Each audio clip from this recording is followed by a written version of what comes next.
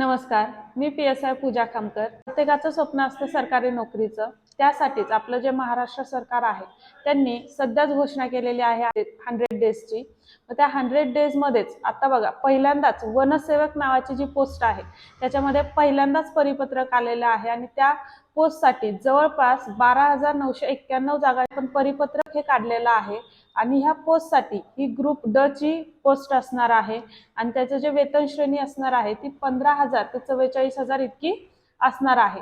मग आता ह्या पोस्टसाठी नेमकं ग्राउंड पहिल्यांदा होणार आहे का रिटर्न याबद्दल त्यांनी सविस्तर माहिती सांगितलेली नाहीये, पण याच्यानंतर म्हणजे ते जे पोस्ट आहे त्याच्यासाठी जे नियम व अटी असणार आहेत हे त्यांनी परिपत्रकामध्ये सांगितलेले आहेत आणि त्यासाठी अटी अशा आहेत की तुमची कमीत कमी 10वी आणि जास्तीत जास्त 12वी म्हणजे ज्यांचं शिक्षण 12वी पेक्षा जास्त आहे अशा विद्यार्थ्यांना तो फॉर्म भरता येणार नाहीये व कमीत कमी 10वी असणार आहे म्हणजे ज्यांचं शिक्षण फक्त 10वी झालेली आहे त्या विद्यार्थ्यांसाठी ही सुवर्ण संधी असणार आहे। त्यामुळे आणि दुसरी अट म्हणजे अशी की तुम्ही फक्त तुमच्या स्वतःच्या जिल्ह्यामध्येच फॉर्म भरू शकता। त्यामुळे ही सर्वात मोठी सुवर्ण संधी आहे। तुमचं जर शिक्षण 10वी किंवा 12वी झालं असेल तर तुम्ही नक्कीच या संधीचा फायदा करून घेऊ शकता।